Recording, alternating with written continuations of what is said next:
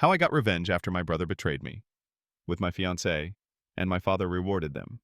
I never imagined that the people I trusted most would betray me in such a devastating way. My own father, instead of standing by me, rewarded the very people who had undermined everything I had worked for. While they were given a fresh start, I was left in the ruins of my own shattered expectations. Growing up, my younger brother Alex was always the golden child. My parents, particularly my father, treated him like he was made of glass. He had health issues early on, and even when he recovered, they never stopped coddling him. Meanwhile, I was expected to be the responsible older brother, the one who should know better. I had to excel in school, do chores, and practically raise myself while Alex got away with everything. When I was 15, I started working with my father in his electrical business. Not out of passion, but as a desperate attempt to earn his approval. Over time, I became really good at it. I learned everything I could, modernized our approach, and even brought in new clients. But no matter what I did, Dad always found a way to credit Alex. Alex, on the other hand, never had to lift a finger. He flunked out of college, wasted money on failed business ideas, and still, my father defended him. I moved out as soon as I could, determined to build something of my own. Then, I met Sophie. She was sharp, ambitious, and actually understood the work I did. We bonded over our shared experiences of being the responsible sibling in our families. Before long, we were dating, and she even helped improve the family business. I thought I had everything figured out. We talked about marriage, about starting a family.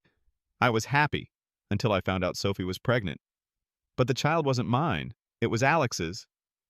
When I confronted them, my father's response shattered me. Instead of condemning their betrayal, he rewarded them. He handed Alex the family business and even gave him a house. I was cast aside as if I had never mattered. No apologies, no repercussions, just an unspoken demand to move on while they played happy family. So, I did. I cut ties, walked away, and accepted an offer from one of our competitors, a position where my skills were valued, my work recognized, and most importantly, where there was no family drama weighing me down. I put everything into rebuilding myself, even earning my master electrician's license, something my father always insisted I wasn't ready for. Turns out, I was more than capable. I just needed to be out of his shadow to prove it. For months, I barely heard a word about the family business. My mother would text me occasionally, but I made it clear I didn't want to hear anything about Alex or Sophie. I wanted nothing to do with them. Then last week my phone rang late at night. My mother, her voice shaking, pleaded with me to speak to my father. "Please," she begged. "I know you have every reason to say no, but we're about to lose everything." Curious, I stayed on the line. When my father finally spoke, he sounded different. No longer the confident man I once knew. He was broken. It turned out that putting Alex in charge had been the disaster I had warned him about. 3 major commercial contracts had gone completely sideways. One client was threatening legal action due to severe code violations, basic, fundamental errors that could have burned entire buildings down.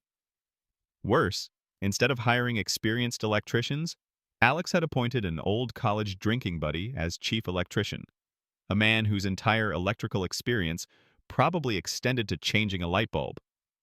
Then came the financial mess. Alex had forgotten to pay liability insurance, which for an electrical company is essentially a death sentence. On top of that, he had been pocketing cash payments and taking out massive loans against the business. No one could figure out where the money had gone. His bank accounts were empty, no investments, just a suspiciously flashy car and designer clothes. It was almost impressive how fast he had destroyed everything our father had built in just a few months. Dad only realized the full extent of the damage when their insurance was canceled, and he started investigating the books. Alex had been covering up his mismanagement by doctoring financial records, something he had learned from Sophie during their late nights working. Most of the experienced staff had already quit. The checks had started bouncing, and even the longtime receptionist had tried to warn my father months ago, but he refused to listen. Now, he was asking me to come back, to save the business. He was even willing to make me the majority owner, giving me full control. I told him I'd think about it. He got desperate. Please, we're going to lose everything. The business, the house, everything I built. Your mother, she's not handling this well. Then he played his last card. Alex and Sophie. They're over. She left last week. Just disappeared. Left a note saying not to contact her. The baby. We don't even know where she is. Turns out Alex wasn't exactly father material. My response? Not my circus, not my monkeys. He tried guilt-tripping me about family, but I shut him down. Remember when I begged you not to hand the business to Alex? When I warned you this would happen? You told me family is family. Well, this is your family's mess now. My mother called back later, crying, saying they were on the brink of losing their home. That part hurt. She didn't deserve this. She had always been the one trying to hold everything together. I told her she could stay with me, just her, not my father, not Alex.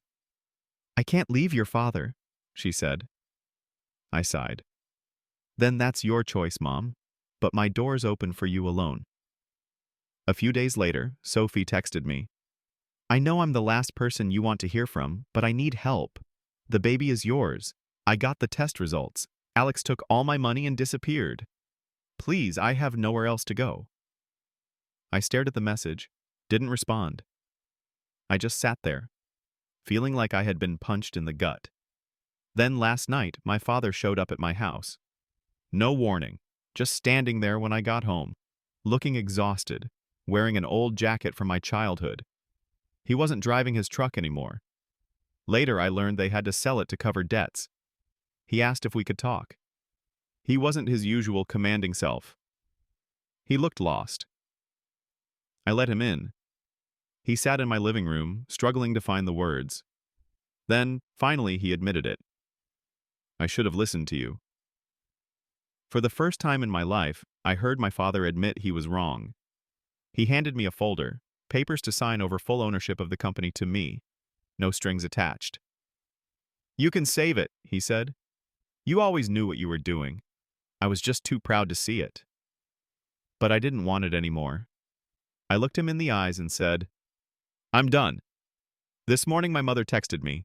They're moving to Ohio next month. Sophie still sends texts about the baby. I told her to call my lawyer. I haven't heard from Alex. I don't expect to. And you know what? I thought seeing them lose everything would feel satisfying, like karma was setting things right. But I don't feel anything.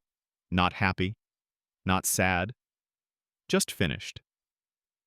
I started dating someone new last month, taking things slow. Maybe one day I'll tell her this whole story. But for now, I'm just focused on building my own life. No drama, no toxic family, just peace.